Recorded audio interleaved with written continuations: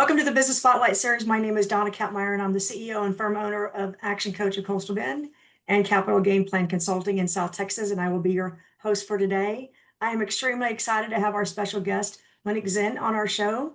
Monique is a president, CEO, and founder of Zinn Insurance in San Antonio, Texas.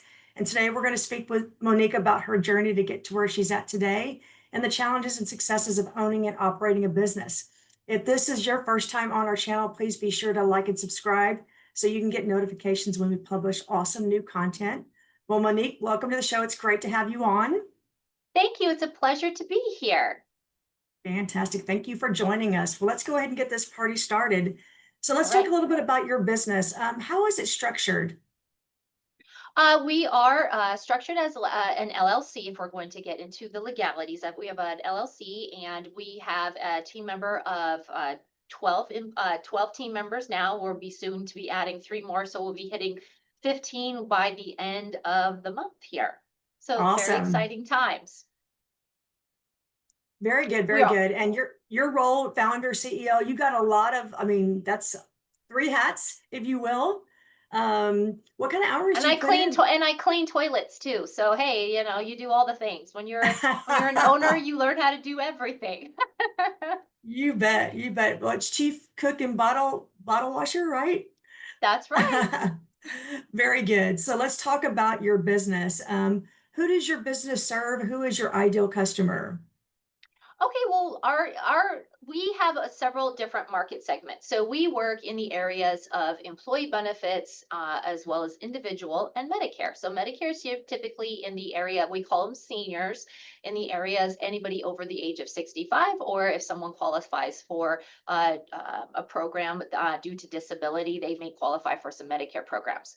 We also offer options in working with families and individuals that do not have in benefits offered to them through their employer. And then we also create a strategy to create an employee benefits packages for small business. And usually we say small business is anything under 250 employees.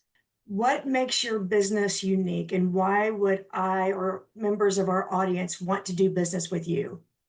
Well, we're not just an insurance agency. We are strategy and solutions partner. People can sell insurance, but you have to have a strategy as to why you need to implement it. You need to have a roadmap. You need to be able to, we want to be able to help other people as well as companies lead with proactive advice. We're trying to provide clarity in a world of complexity. We're bringing our signature ZINNified service to every single client conversation. So we try to bring in education, customer service, as well as strategy behind that. And as a company goes through different stages, whether they're growing, they're staying, their legacy, their family, different solutions are needed in order to provide the best options and to reinforce culture, to attract and retain employees with every single organization. Each business has different milestones, and we work with them along the way at different milestones, whether you're in infancy or you are a seasoned organization. I love that. So you're looking at them from a perspective of in the long term and in the long run and growing with them as well, not just a short time situation. Yes, that is correct. So we like to say what makes our business unique, Donna, is our ZINNified approach. It isn't just a tagline. We like to ZINNify. We like to use Zinn in any way possible. It's our experience rooted in care and consistent communication. And we try to also make it a mission for us to demystify insurance. We combine expertise, touch, service, solutions for everybody's unique needs, both in both worlds, from big firms to boutique style attention. So we offer not products, but more perspective. While competitors may quote prices, we deliver a strategy helping navigate risk, compliance, and benefits growth. That's kind of our secret sauce. Well, we have unmatched responsiveness, we have creative solutions, and we have a relentless focus on customer outcomes, whether it be the business owner, the leadership, even down to the employees. Because if you buy like I would say, if you buy the car and you don't know how to turn it on, what's the point of having it? It's the same for insurance.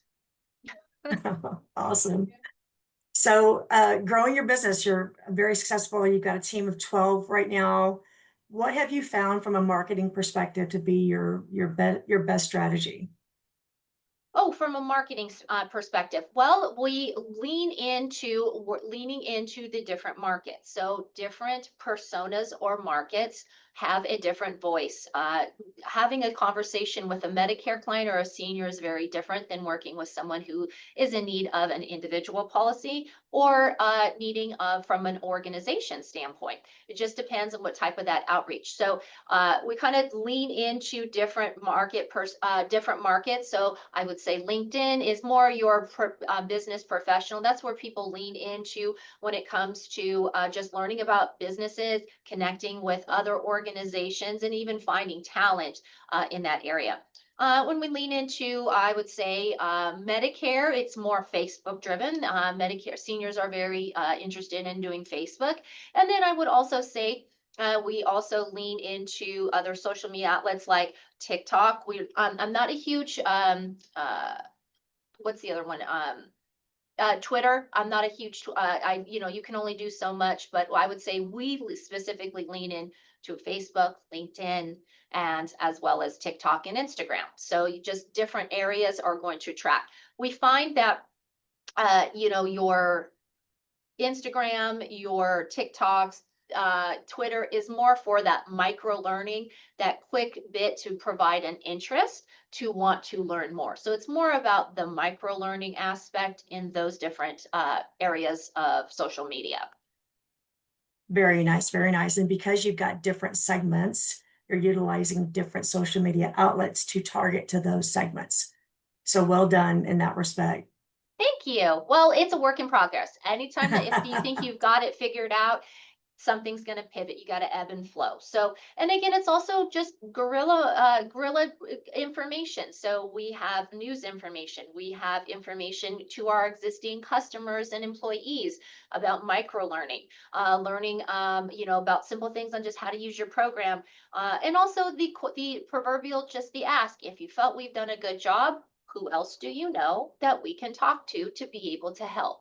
And so that has led a lot of open opportunities. When you do a good job for somebody, news can travel relatively quickly, and warm handshakes are always much better than the cold handshakes. You bet, 100%. So let's talk a little bit about your journey, Monique. So why did you Okay. choose to get into this business? Uh, well, insurance is not one of the things that you want to grow up and be one day, like an astronaut or a policeman or a politician or, a veterinarian. I don't know. You can kind of go wherever you just choose to do so. So sometimes it feels like you're running a circus. So, how did I get into the business? Oh, I kind of jumped into it. I learned it from in New Mexico. So I got my start in New Mexico.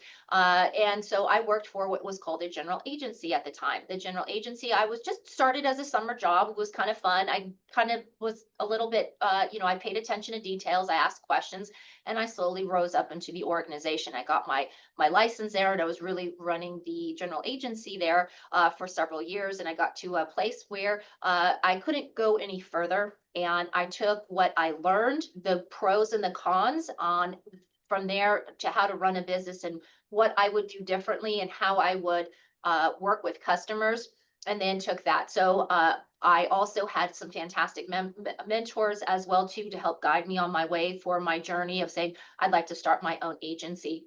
One of my very specific mentors was my mother.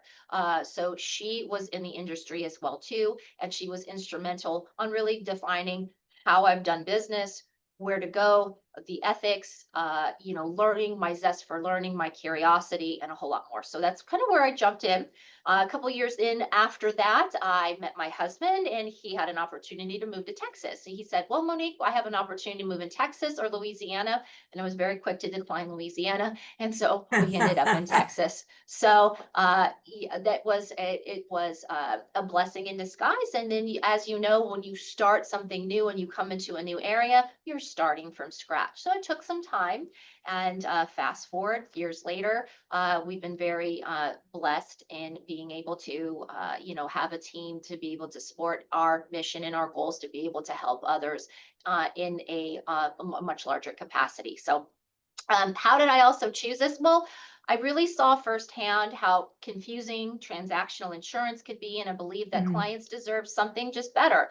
I wanted to build a business where expertise makes empathy, and every client walks away with more clarity and confidence. And it's been a memorable journey. I've have clients from all walks of life, all stories, and I believe that you learn through others. You don't just educate, you learn, and then you pass that information on. So I've learned, and I still am continuing to learn from business to medical issues to just people's walk and their journey on what they would do and not do. And I always feel that it's an opportunity. You learn from others, and sometimes you learn more within your mistakes than you do your successes. And believe me, I've made quite a few, but I've also had good people to provide mentorship around me to be able to help me to see some other roadblocks that I may have not seen as I have continued my journey in my organization. Awesome. So let's talk a little bit about those failures, Okay. because those really, really shape us. So what do you find maybe what were one of your top one or two hurdles or failures that you had to overcome in your journey of building this business? Uh, not first, I would say not taking things so personally. So when people tell you no, learned very quickly, okay, does that no, not now, no, not ever, no, go away? What is your definition no? Because my Mhm. definition of no can be very different. You have to be relentless. You can't give up. You also can't, as you start to grow, you can't do everything yourself. So you have to learn to replicate yourself. Find the people. You have to figure out what is the who, what is the how do I get this done, and then implement the who is the best person for this. Are they smarter, better, faster than you to be able to accomplish that? And once you start to find the right who's in your organization, that takes things off your plate, so then you can focus on what you do best. Because what you really want to be able to do is surround yourself with a team who you're leaning into. What a friend of mine David would say is you're wanting to lean into their superpowers, because then Yeah. it doesn't feel like work. You're being able to do something that you naturally derive energy from, and you want to come to work. You want to help a goal. You want to help a mission. And so that is where, and it's a work in progress. It takes a long time, and it's a continual ongoing process to make changes to your team, to when you hit strides for growth and you're trying to scale. Now you need a different set of team members to be able to accomplish that next set. Not everyone's going to stick around, even good people that you've had for a very long time. So being able to observe and pivot has been, more difficult. And I think the longer you're in business, you start to see that a little bit more, and trust your gut and being able to, because I think people in general, especially business owners, we still have a kind heart. And a lot of times we maybe hold on to someone for too long when it didn't do the organization and even that person justice to keep them in a role that they could have had another opportunity to go fly and spread their wings somewhere where they could just lean into their superpowers. So I think that's been an ongoing trek, and just letting go, and things are not going to be perfect. There's no such thing as perfect. And I would have to say, sometimes you have to be accepting that 80% is good enough for now. You're not going to get to 100%. So it's hard to let go. It's hard to diversify, to let things go, but knowing in the back of your mind that it's for a greater good. And why not start to give something to some that is much better for, that you're not great at. So curiosity, and always be learning, as one of my friends would say. Those were for our audience. That's a lot of gold that you just laid out for us. I mean, a lot.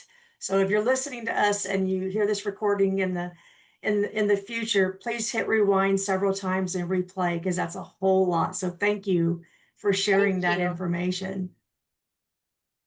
So Absolutely, I'm let's talk. happy to share. Thank you. Appreciate it. So where do you want this business to go in the next 3 to 5 years? We're expanding our advisory services and integrating more technology for more seamless client experiences. And we're developing new talent to keep our ZINNified promise as we grow. So we are scaling. Our vision is to become the gold standard for strategic risk and benefits consulting in Texas and beyond. That's our goal. Awesome. Speaking of goals, so you got a lot on your plate, some awesome, ambitious goals for the next 3 to 5 years. What is your approach to setting those goals? How do you go about doing it?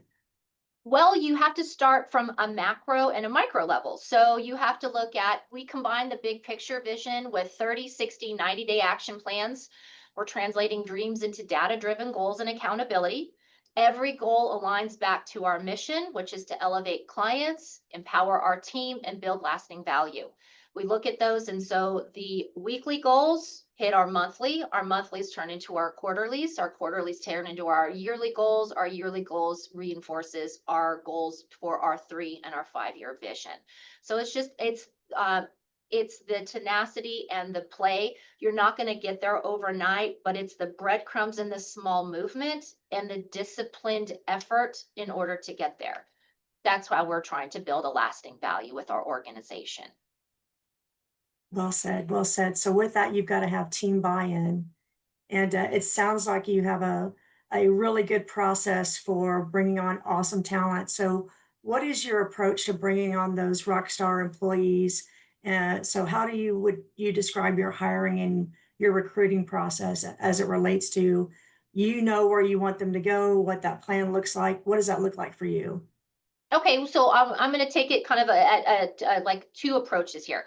So we hire for attitude, curiosity, heart, and then we train for excellence.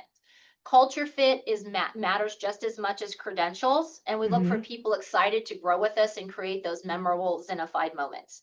So we lean into what is called culture index, and so what we're trying to find is the right people for the role based upon their natural instincts and who they are, and like we say is like who they are in their PJs, their natural self. So we want to lean into Mhm. their everyday superpowers, so you're not flexing and trying to be something in a different role that you're not. So it's not considered just a parlor trick, but we're using and implementing culture index not only to find the right people, how we communicate and interact with others, customers, our team members, how we're growing, how we define training in certain departments. So we're creating training around culture index on how people learn. If you have like a specialist or you have a craftsman, they're more detail oriented. They're going to have a different type of training and how they learn compared to someone who's in sales, who's a trailblazer. Just give me a big picture. I'm not really interested in super finite details. I have a team behind me to do that. So we're really trying to use culture and people to define how our systems and our processes, who we hire for, how we grow, how we scale, even how we communicate and how we can quickly identify and lead in and to work with people, not just within our team, but as customers in general. So I think that's really where our approach is. I wouldn't say it's not unique or different, but we just don't want to use, as a friend of mine would say, we don't want to use culture index or as profiling. It's not a parlor trick to get somebody in, but we're really trying to use good data and metrics to find people the right thing, because when you're happy and you enjoy what you're doing, you're also going to retain team members for a much longer period of time, because they enjoy what they do, they feel they're good at it, they feel fed from an education standpoint, and also as some like change, but as we know, businesses evolve and change all the time, and being able to provide that consistency and growth. So when we find that when we have found success, the rest of our team shares in this success as well too. So it's really a team effort, not just every man for themselves. Love that. They say that you experience the effects of a bad hire for a long period of time, and you experience the effects of a great hire for a long period of time. And if you invest before you bring somebody on, if you really invest in making sure you've got the right person, it's going to do wonders for you. So congratulations for being very intentional with how you bring folks into your organization. Well, it takes time and it takes time. It does not happen overnight. We are Right. still continuing to grow. Sometimes what we did was we peeled the onion back and went, we have to start this all over again. At least we're finding it out now and we're slowly growing and making those changes within our organization.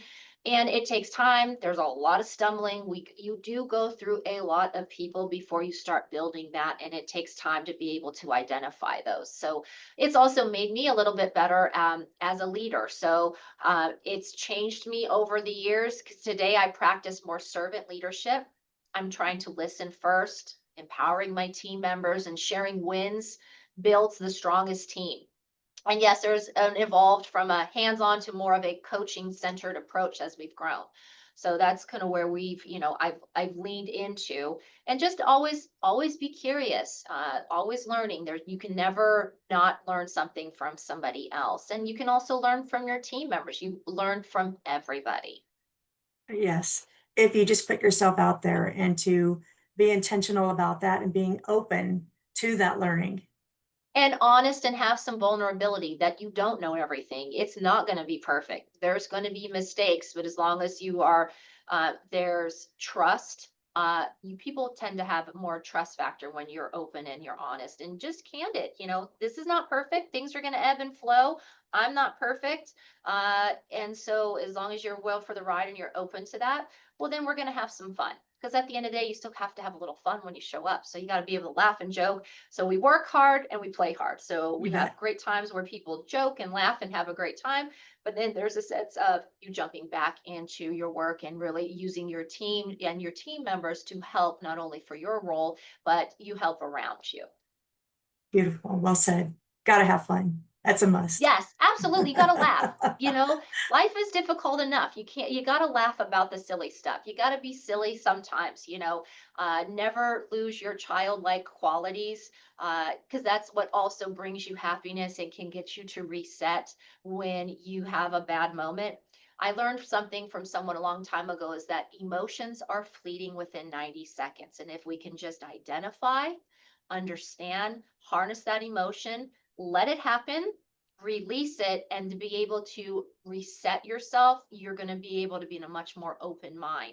And we try to really implement that with our team as well too. So shift and reset. So people are going to trigger you, whether that's a good thing or a bad thing. And sometimes you just need to let that happen, be silly, and it releases that emotion, and then you can get back to what you need to do and what you are best at. Well said. Well said. Thank you. Let's talk about improving areas in your business. If you could improve one area in your business magically, what would that be? What I believe it would be more, I would say, in the sales area. So we are working on in that area of sales, really just getting our message out to organizations about how we do things and how we can help them. Sometimes when you have conversations, it's just law of numbers. Your audience may not be big enough. You're not talking to the right person. So I think it's one of those things where how can you show someone that their strategy or lack of strategy is actually hurting them, and how can you help them be the best organization, be the best at their role to save time and efficiency, and just have an overall better, happier, healthier people and a workforce. So that's where we're finding where the struggle is that really, with people get very frustrated because healthcare costs are going, we can't do this. It's Mhm. just insurance. It's this. And it's really having to also change the mindset. And that's the most difficult thing, is to be able to have someone open to a different mindset, that there's a different approach. It takes longer to look at it that way versus just selling a program or like I would say, selling a tchotchke. We don't sell tchotchkes. We provide solutions and strategy, and that's different. You bet. Thank you. Before we wrap up, I do want to throw this question out here about AI, because AI is everywhere Okay. and it's been Yes. integral in everybody's lives, either personally or professionally. And you're in the people business, if you will, as well. Most of us are in the people business, but how has AI kind of been incorporated into your business, and where does it stop versus on the people side? Where does the people side stop and where does it begin, if you will? Maybe I'm not phrasing that question, but let's just contrast. Where are you incorporating AI? Maybe that's a better question. Where are you incorporating AI versus where are you still keeping the people side in the business? Well, Donna, I want to answer one of your questions that you just answered. AI will never go away. It's going to be around. It's going to continue to evolve. It's how you use it. Most businesses right now are in that infancy stage where they're just Mhm. using it to help compile an email, and they're not really taking it to how can it help solve problems. Is it perfect? Absolutely not. You have to ask it more questions. You have to use different forms of AI. There are different, from Chat GPT to Perplexity to Claude. Those are a few. I mean, there's hundreds of different things depending on what you are looking for. So it's really coming into how will it help your strategy? How will it help your goals? So we use AI in different areas, from social media and marketing. We use it for client communication onto how to better communicate effectively to our existing and new customers. How can it help us be more efficient? Help us to find blind spots. So I'm constantly asking, how does it, how is AI going to get me out of a job? How do I need to be the best CEO? How do I need to level up or look for the next set of education and tools that I need in my tool bag? So we're using it from different areas of business. It helps for touch points. Human interaction in our business, it will never go away. We still want to be able to pick up the phone and talk to somebody. But if it can help me deliver an answer quicker, if it can help us, what we're using it is to provide technology to provide us with quicker answers on returns for questions, to help engagement, to help better educate and micro learn, to teach others about different things, from insurance to prescriptions to co-pays, just overall different areas to help make Mhm. our lives better. So we're using it not as just, hey, compiled a different email, but depending on what that market is, we ask very specific questions that roll into our strategic plan. And it helps us to stay on track with our goals, like we had talked about earlier, at our 30, 60, 90 goals, our 12-month, our one-to-ones, how it works with our 3 and our 5 year version, our 3 and our 5 year vision going forward. So that's another way in which we're so human. Like I said, human interaction will not go away, but it's helping for us to be more efficient, to educate, as well as to just more appeal to the different people, their learning styles and personalities. And so it bridges the gap on if someone is not a talker, very few words, to someone who very much explains and is very imaginative and uses their hands, as I'm doing right now, to be able to create a bridge so that everyone can communicate more effectively, and we all get what we need out of a conversation, a moment in time, anything you can think of, a problem that needs to be solved. So that's where we're using that, and we're going to continue to make sure that it does what's best, and what helps to protect not only ourselves but also the clients as well too. Right. Very, very good. And I'm happy that you're embracing it. And I love the way that you're using it. You're using it the right way. The Well, beauty of it's it, it's fun. evolving. It's fun and Yes, it's it's fun. evolving all the time, And and we also want to lean into that. It shouldn't be scary. yeah. Many people, as you see the little ads on when you're looking at TikTok or Instagram, when you start to engage in AI and micro learning, there are several programs out there to make someone more educated and more skilled in those areas.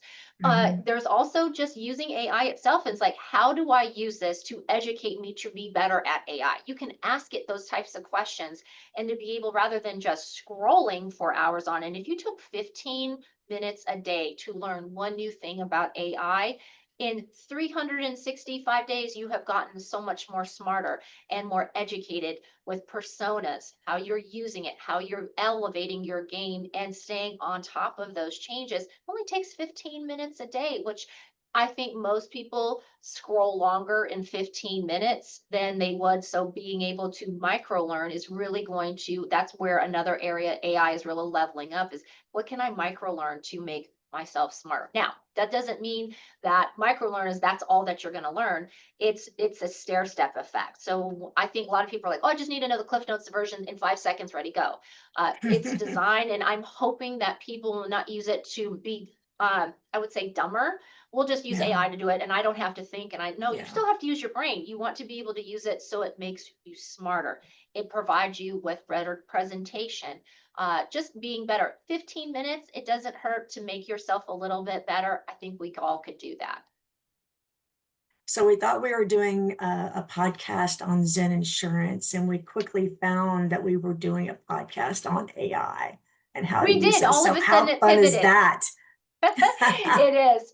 And it's a lot of fun, but it also is able to help. And so insurance and different strategies are not going to go away.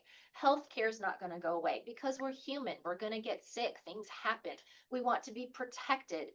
We need life insurance. We need to be able to have programs that help protect our assets, being able to help protect in the event of there's a life event or a change in our world. So it's just helping to evolve for protection and also be able to provide a better way of life for families. So you want to be able to not always have to struggle. And if there are programs and solutions in such as insurance to help make it better and it's affordable, why not have it? Because you're still going to need the specialist in areas such as we are, and you, Donna. Everybody needs a specialist. You can't do everything alone, and you can't learn it all by AI by itself. You're still going to need those specialists whom you trust, who have taken those steps to further educate, to help guide you in that right direction.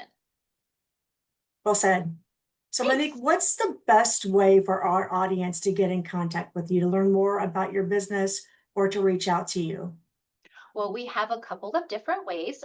The good old fashioned phone is always amazing, and I will provide that contact. We also have ZINNinsurance.com. So we have a great information and website about learning about different areas. We also are available on Instagram and Facebook, as well as LinkedIn. So we have not only a Zinn Insurance page, and then I also have my personal page to contact me as well too. And I'll be happy to provide our handles at the end of the presentation so that people will be able to further reach out. If you want to have a question, a concern, you want to have a quick chat, I'm always open for game to make myself not only smarter, but if I can help somebody else, I'm all for it. Awesome, thank you. We'll make sure we include all that information at the end of this video. Well, Thank Monique, you. That thank would you. be fantastic. Awesome, Monique, thank you for sharing your story. This has been fantastic, and I know that our audience will find this information very valuable. This is a Business Spotlight series with Dona Kappmeyer with Action Coach of Coastal Bend and Capital Game Plan Consulting, along with Monique Zinn with Zinn Insurance. Please be sure to like and subscribe so you can see our great content. Thank you for being with us today. Monique, thank you so much for being with us on our show today. Thank you, Donna. I had a great time. I hope you had some fun as well too. And at the end of the day, like I said, insurance is not boring. We did add a little sparkle to insurance. I would agree with that. It was fun and it was awesome. Thank you so much. Thank you. All right, bye for now. Bye-bye.